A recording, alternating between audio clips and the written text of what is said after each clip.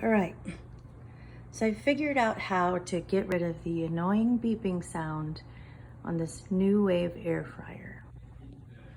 If you look at the top plate, you'll see on the back, it has a little notch right here. You just take a screwdriver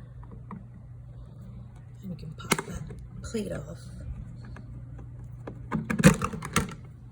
Just like that. Inside you'll see the control port with all the wires there, but you'll also see a round black thing right here.